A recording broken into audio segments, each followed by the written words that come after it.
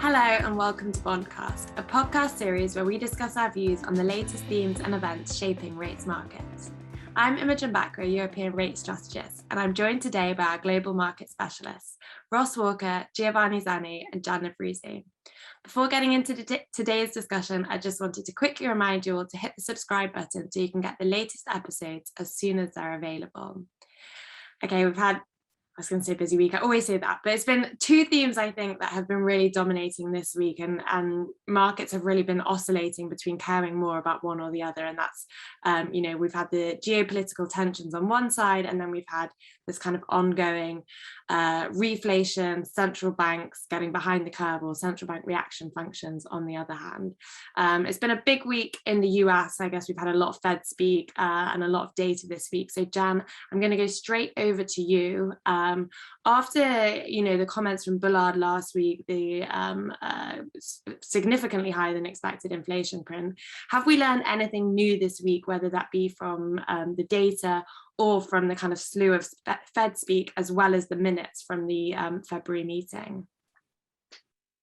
So no one really doubled down on what Bullard said about the interest rates, like that they can go in 50 basis point increments. It was sort of moderated. It was all very controlled, what we heard from since last week.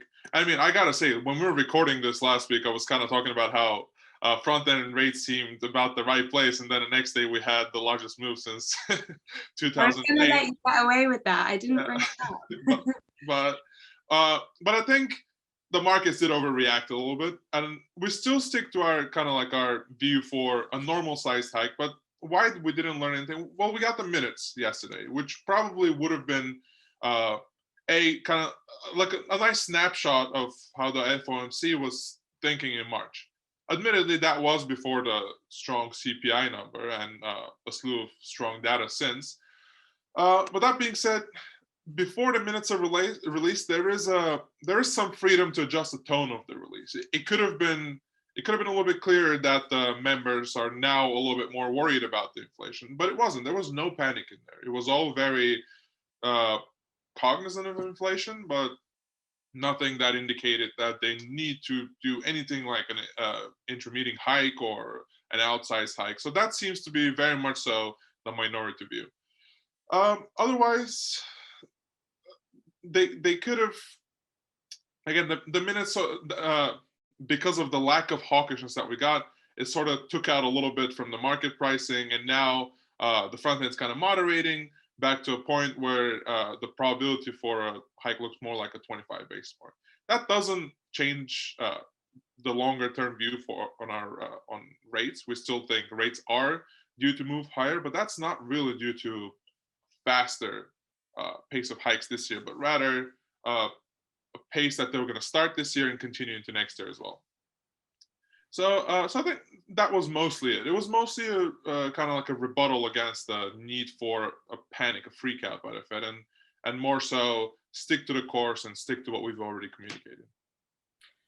So I feel like I've asked this question every week on Bondcast for like the past 4 weeks. I'm getting bored of talking about it myself, but you kind of answered there already that you're still sticking with this 25 basis point versus 50 basis point hike. I was off last week and didn't do Bondcast, but it seemed like we'd very quickly gone from 25 basis points to 50 basis points to even needing an intermeeting hike.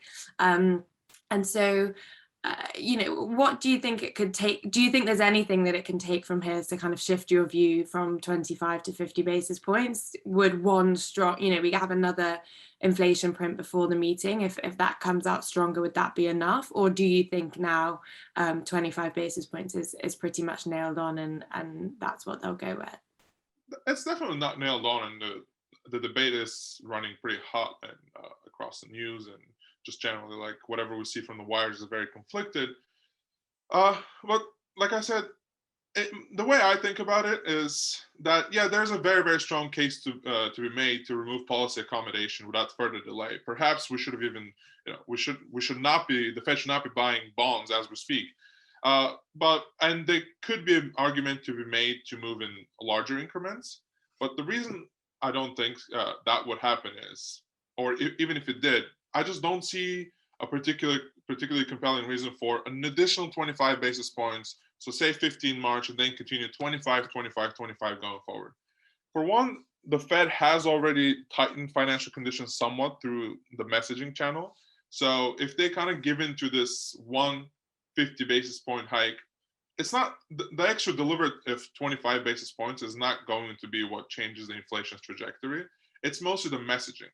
And it kind of also gives the signal is that they kind of caved into market pricing, and then they're going back to normal, and basically don't really achieve anything, given a little bit of a shock and awe effect, and then they just pull that back immediately. And I don't think that sends the right signal from a forward guidance perspective. And yeah, they could be a little bit more aggressive in QT. I don't think asset sales are still in the mix for this year. And even with what they can let a lot more roll down, but they're still going to be organically capped by whatever's maturing. Even though it is quite high numbers at the beginning, they're still going to be capped.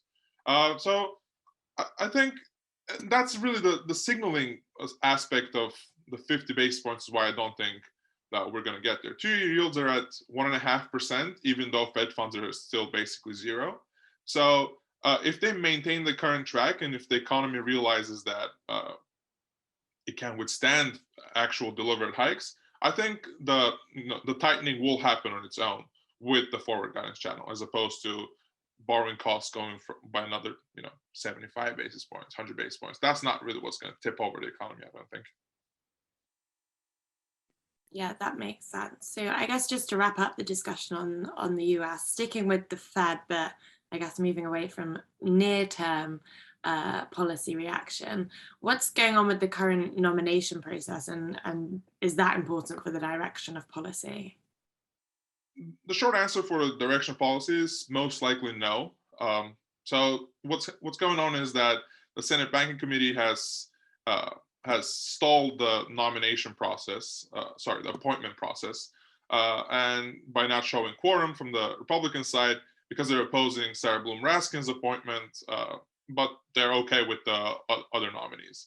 In practice, that also leaves Powell and Brainerd not reappointed, but they're still going to perform their duties because Powell has been named the chairman pro tempore. So unless someone from the board quits, then we're actually not going to have disruption in the Federal Reserve's monetary policy. The one extreme side of this could be the administration nominating someone else instead of Raskin, just to kind of move on. Since it's a midterms year, they might not want to kind of optically stall the process at the Fed while inflation is running rampant. But even so, that shouldn't really change the course of the Fed. It's not going to be anyone that's significantly different. If anything, it could be someone who's even more to the center of the aisle. But so far, we think that it's just a temporary setback. Monetary policy should continue course as is. Okay, thank you.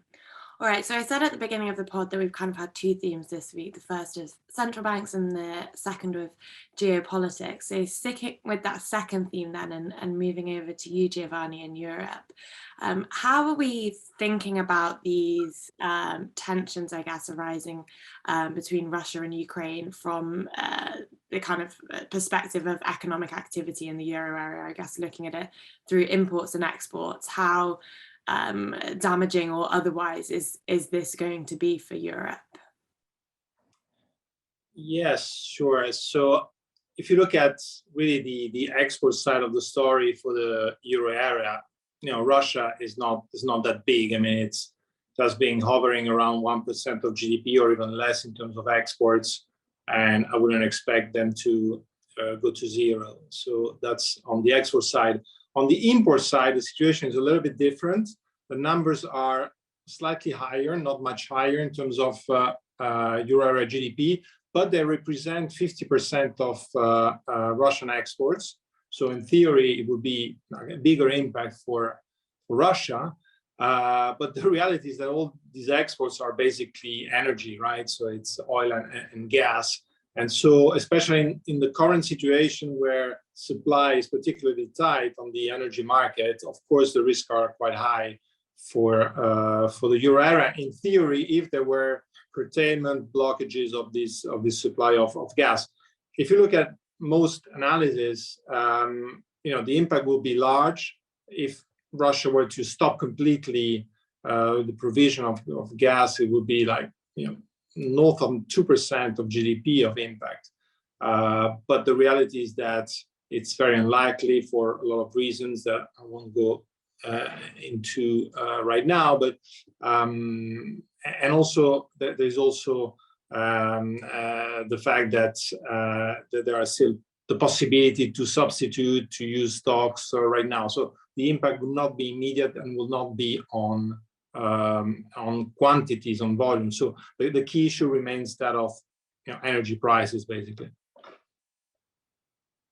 And when you say energy prices, can you put into context how the kind of size of the impact there that we might be thinking about in a sort of worst case scenario?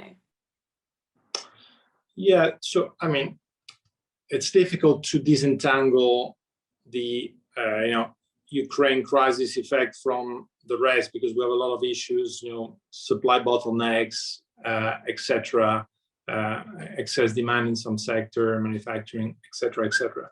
But let's just say that, for example, right now we have more than 50% of the current inflation rate that is driven by energy prices, and it's 2.7 percentage point out of the 5.1 that we had in January. And around half of that is linked to electricity and gas, which is like completely new. This is really an all-time high in terms of this contribution. So I don't know if the question is really if you have an increase in an escalation in the crisis, if we have a lot more in terms of energy prices, but definitely we will have not as much a slowdown that is expected in futures. That is one point. The other point is that we could still have much higher prices, but I would say that this will be really a case where you have a much bigger level of political and issues that go beyond just like the crisis in Ukraine, and so with really broader consequences at all levels. So, even in the scenario that this just presents a slower than expected slowdown in kind of inflation numbers that we're talking about now, what does that mean for the ECB? Will they be able to look through these pressures, or does that really change their reaction function over the next kind of 12 to 18 months? Again, I think you have to make this distinction between just an additional element of higher prices that is driven by this crisis at the margin, and then I think they will look through it, and this is what Schnabel has said, and it's just an external negative supply shock again, so it's very similar to what we've seen so far. So not really something that will have to be taken to of course they will monitor the situation, they will analyze it, but I think that's the main conclusion. If the crisis is broader, you will have certainly a bigger impact on prices, but also a bigger impact on activity, and there will be bigger consideration to make, and so the context would change. But I don't think in just one direction. I mean, it could change in the opposite direction as well in terms of policy stance. And just to wrap up then on the ECB, because we've also had quite a busy week of ECB speak this week. We've just had to cut short listening to Lane, so I'm sorry about that, to record this podcast on Thursday. So have we learned anything new this week from the kind of slew of ECB speakers that we've had, or anything that either changes our view from when we updated it a couple of weeks ago, or vindicates that view?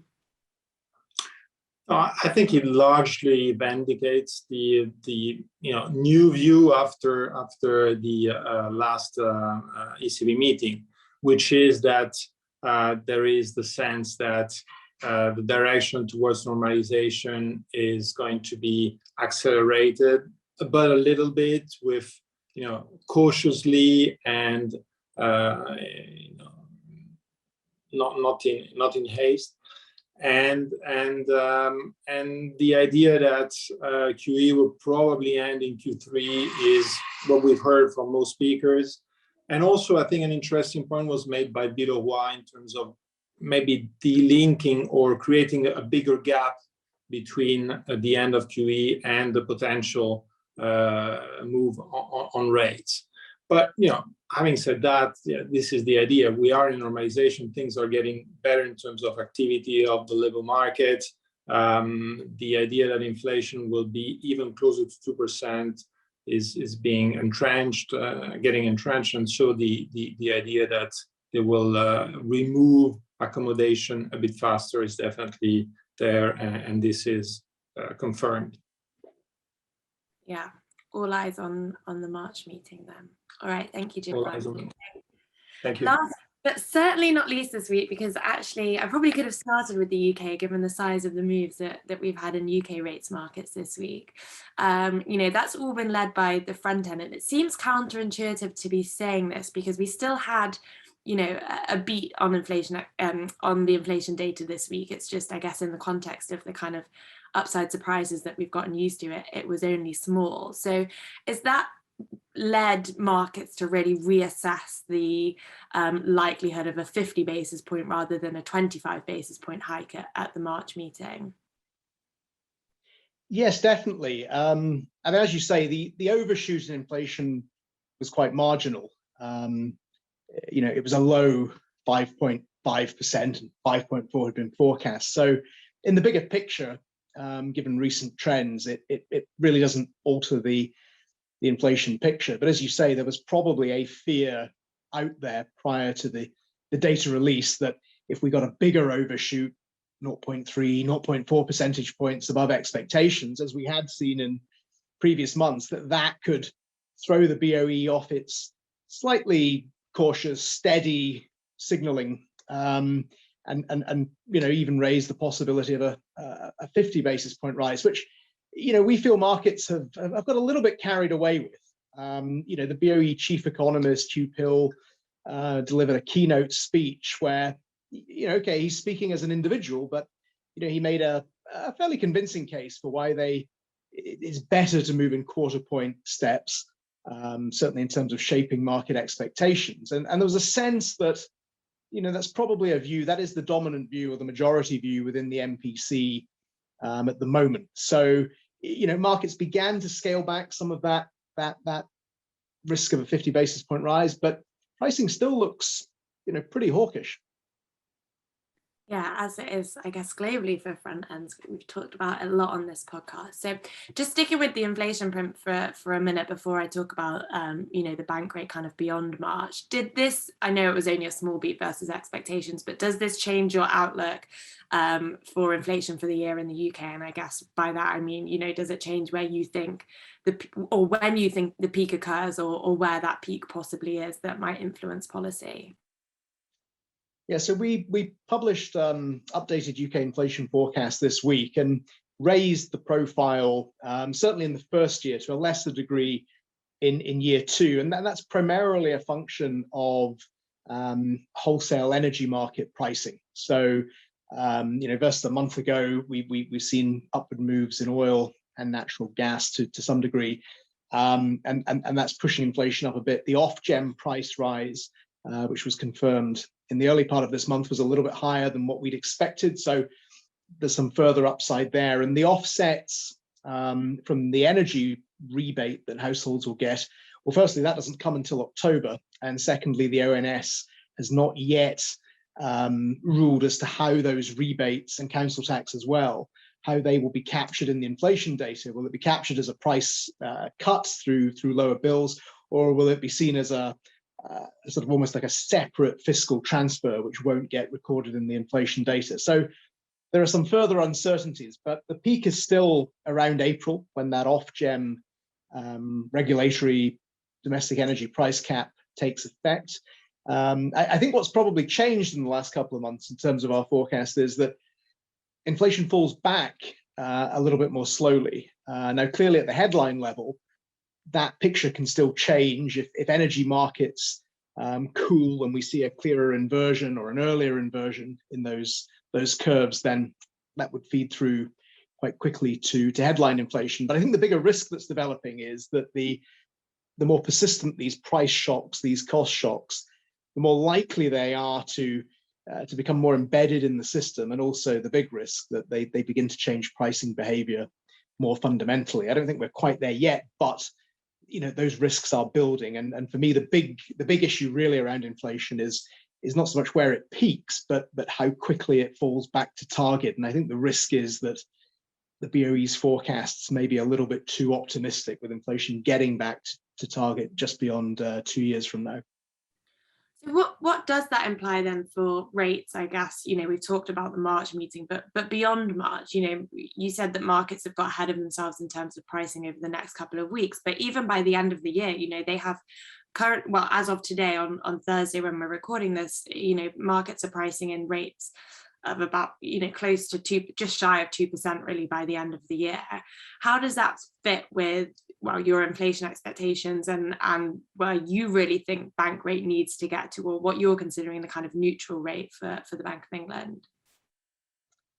It feels like a big gap. If you look at the Bank of England's forecasts at the beginning of this month, those inflation projections rested on bank rate being at about 1.25% at the end of this year, and not quite getting to 1.5% by the middle of 2023. And on that basis, you had, over the final year of the projection, which is probably where you get the clearest policy signal, they projected inflation to be averaging about 27 basis points below the 2% target. So in other words, given the BOE models seem to suggest that a 0.25 point rise in rates lowers inflation by about 15 basis points 2 years down the line, you're talking about a signal in the early part of this month from the BOE that the bank rate maybe only needs to get to perhaps 1.25%. Certainly not anything at the moment with a 2 handle. Now, of course, the BOE's view could change again. They've been forced in a more hawkish direction. So it's understandable that markets are pricing in a degree of extra tightening versus what the BOE is signaling. But that gap, feels a lot. You could argue it's a full percentage point. So we don't think that much is going to be needed. We reckon, we put out a piece this week just sort of looking at household debt servicing costs and the sensitivity to bank rate changes, trying to take account, of course, of a higher proportion of fixed rate mortgage products. And we reckon that to get those debt servicing costs as a percentage of income back to longer multi-decade averages, bank rate probably needs to rise by about a percentage point, maybe a little bit more. So again, there does seem to be some disconnect between what economist models are suggesting is needed and what financial markets are pricing. Yeah, that makes a lot of sense. And I guess that's kind of a phenomenon that we're seeing, well, certainly in Europe as well, of kind of market pricing not necessarily fitting with A, where we see inflation getting to, but B, also the ECB's guidance. All right, great. Well, thank you everyone for joining me. It's probably all we've got time for today, but I'd just like to remind our listeners that if they like today's episode, then please hit the subscribe button so you can get the latest episodes as soon as they're available. Thanks, see you next week.